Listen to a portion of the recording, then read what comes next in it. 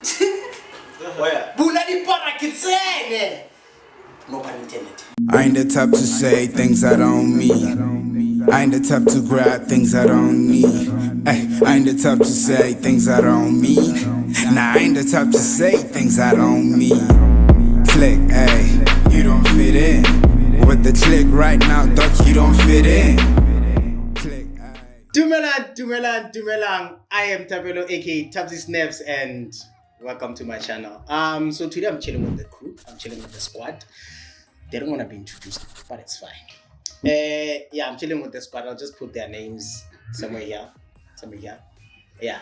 Anyway, so this past week I was having a conversation with a friend of mine, and we were talking relationships, and it got to us talking about attachment and space and all of. So in that conversation, we got to talking about space and being attached and the way people describe being attached.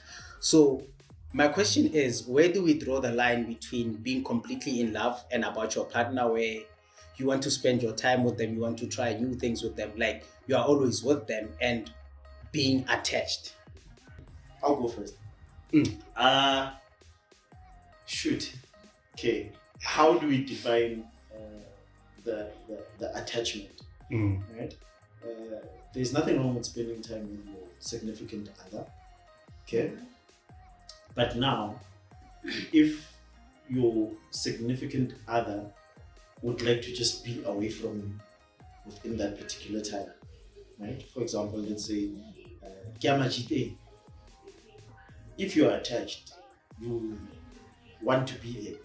But if you care, or you're just loving a loving partner, then it'll be like, okay, without me, let him go create his own happiness outside, and then come back and share the happiness. What if your partner's preference is also being alone within that particular time?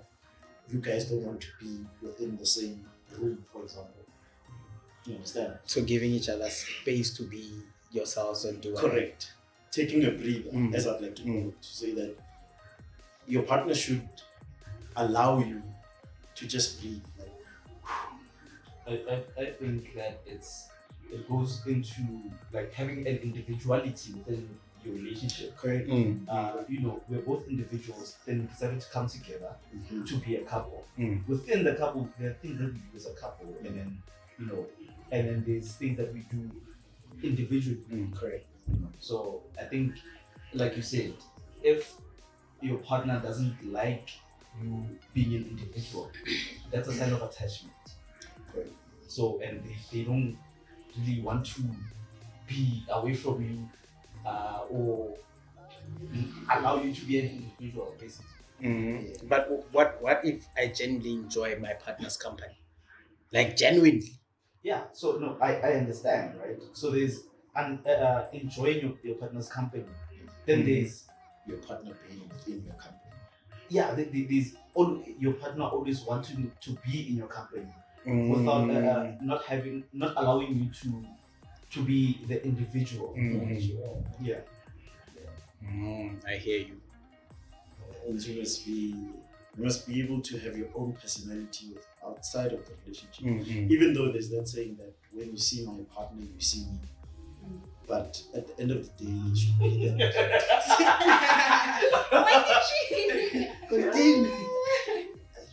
I don't know if they tell you, but yeah.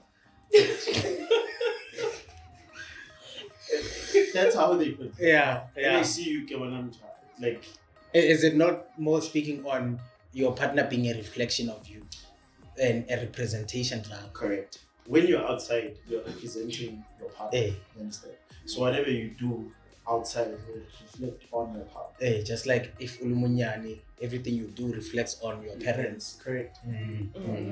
So, yes. No, not that. Come on.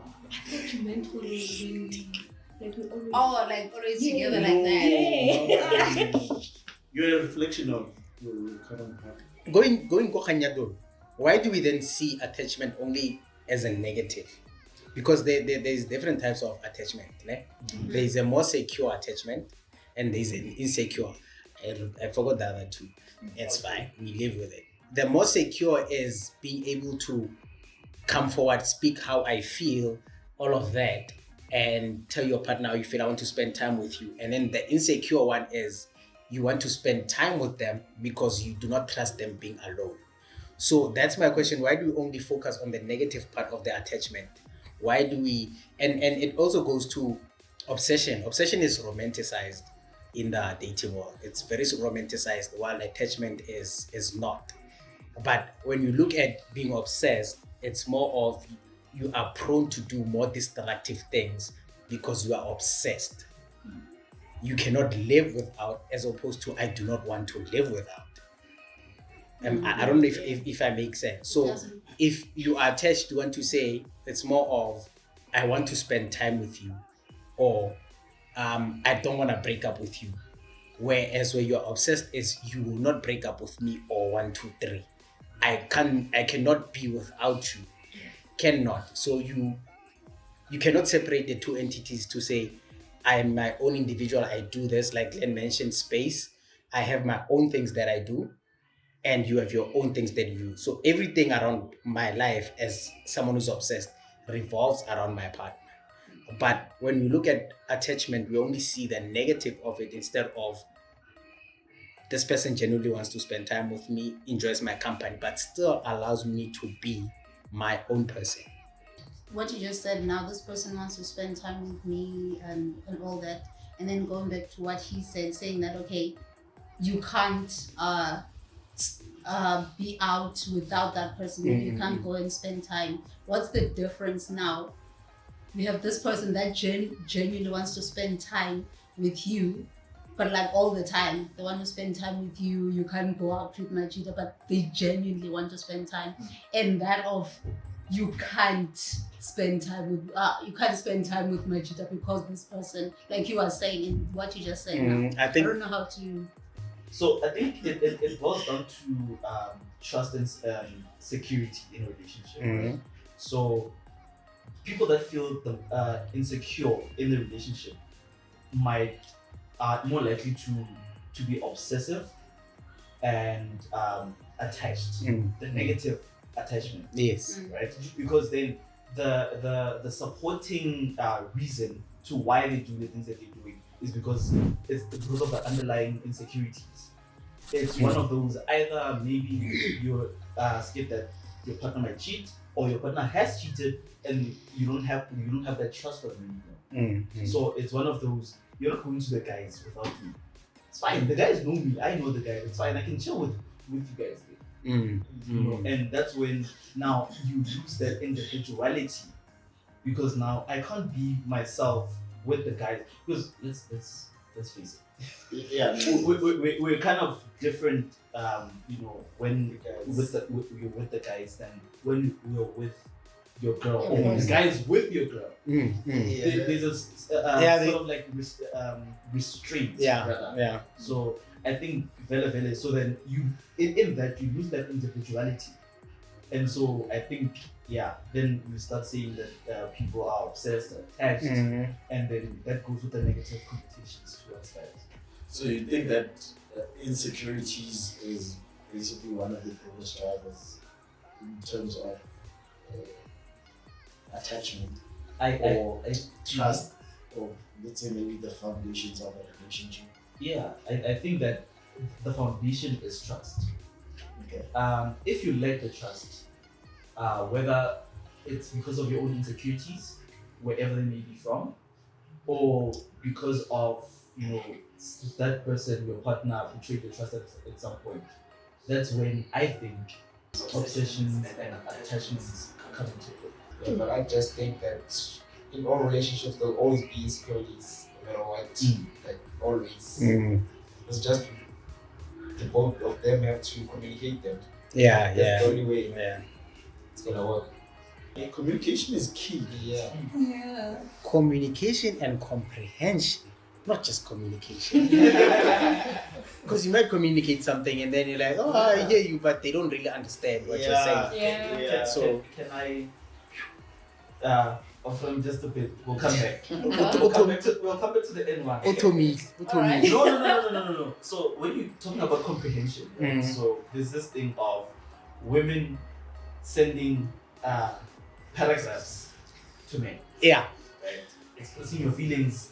You know, you're communicating, but it's not being comprehended the way you're. Effective communication, not just communication in Yes. general. Okay. Effective communication. So I think as you get to know each other, you kind of get better with communication. You know how like maybe this person must receive my communication in bits.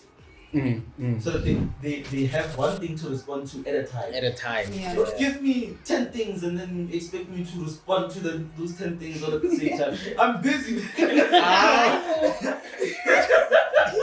You know the problem with that is sometimes a person is expressing how they feel at that moment, and all of these are coming at once, and they are not they're gonna say, okay, actually I'm gonna say, yeah, you did this and it bothered me. I'll save the rest for tomorrow, because they are boiling at that moment. So I think that's why they will 10 things on you. But effective communication. But also the whole thing of what you just said now, the whole thing of, oh, okay, you did this and then you're gonna keep it, and then all in one text, just like you did this yesterday, you did that last night, you did this the last year. So I'd rather you just say, I do something, I hurt you, I do whatever, you say it like right there and then say it now. Okay, you know what, I didn't like what you did. You did 1, 2, 3 at this certain time. Say it right there so that we can talk about it and move over. Don't just 5 years down the line, you're like, exactly. Don't be keeping things inside just so you can blow up at a certain point. I've got experience in that. So yeah.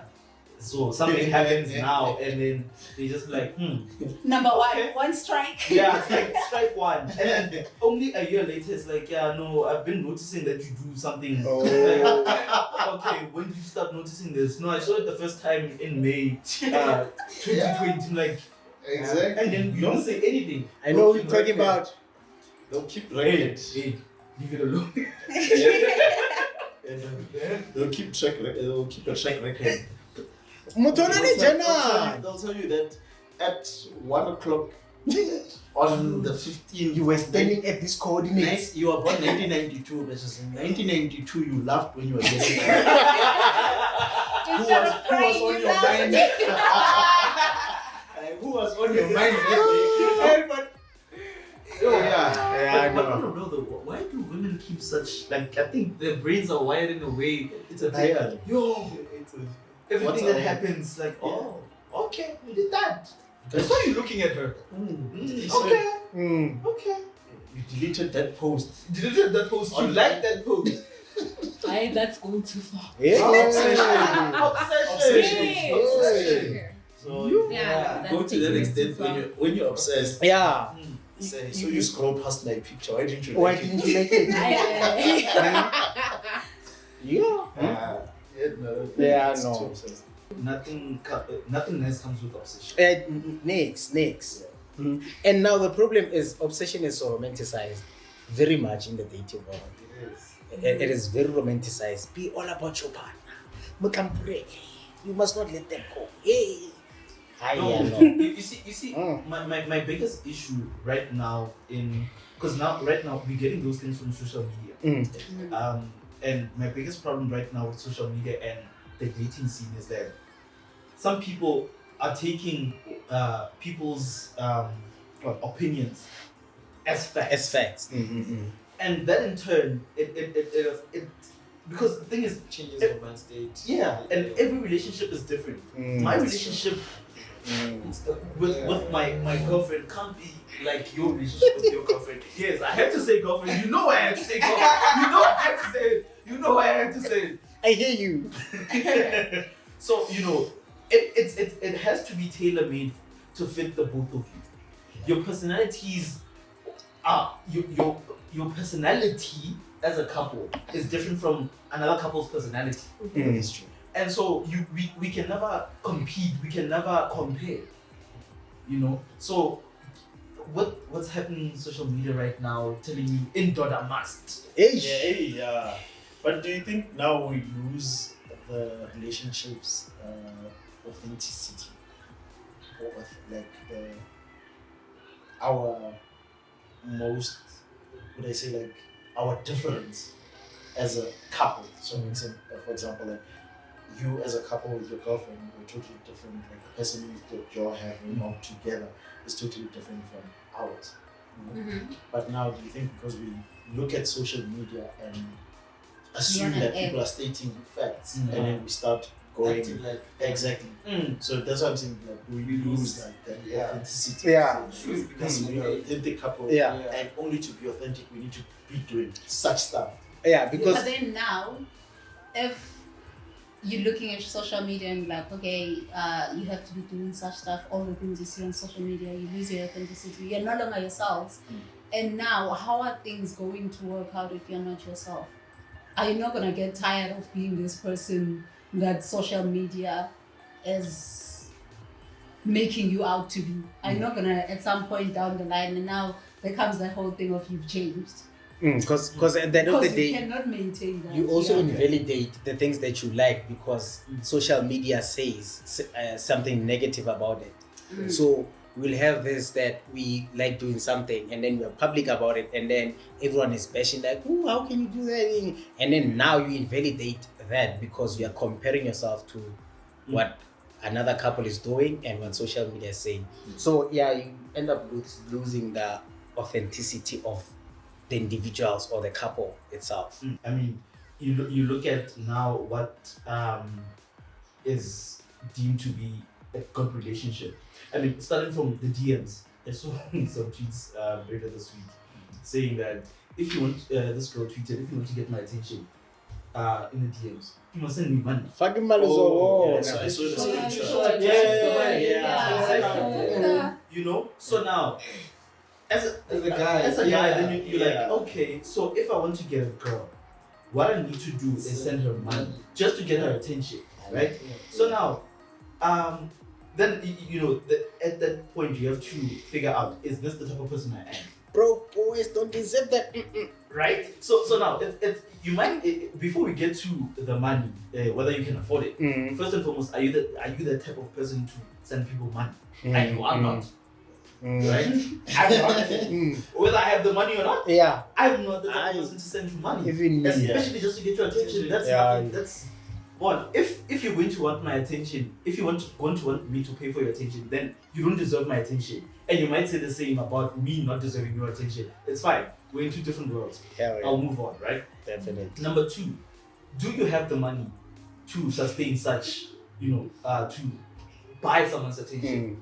Now, if those are yes, then for sure, go for it. Yeah, so now if you then come to a point where you have to change who you are to attract and to keep someone, then it kind of then changes how you see a relationship, and then you lose that authenticity.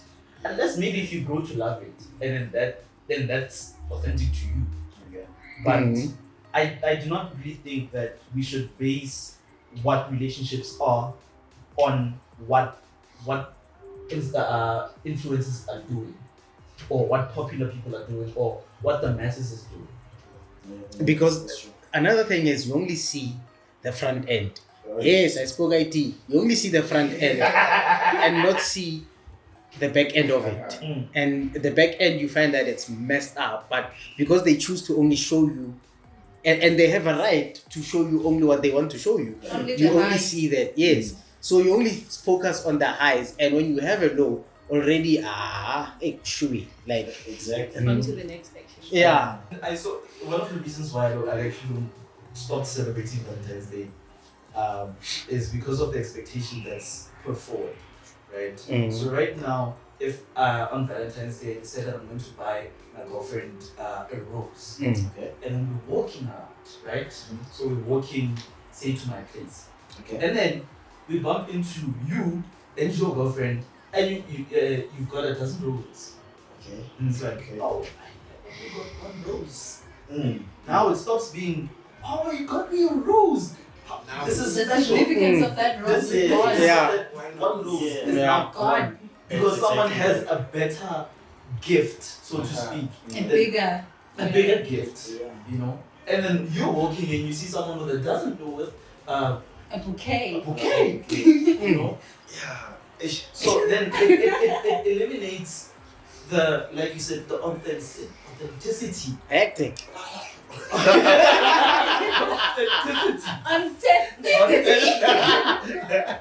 Wasted. So it eliminates the authenticity of one's relationship and what one does for their significant other in a relationship, because there's a standard by people with more than what you have. That's correct. On social media, that this is how it should be, and that's where I'm. Like your person should know what it is that they're getting from you.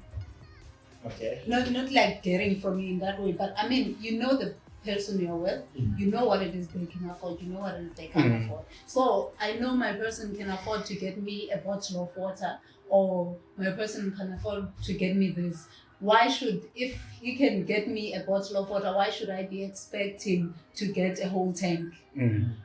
A whole, It's also more about living your truth and whatever makes you happy, and not comparing. At the end of the day, the problem is us comparing ourselves to other people.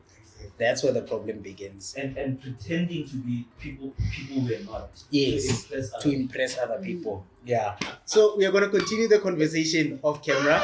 My battery's about to die. So yeah, in the comment section, talk to us.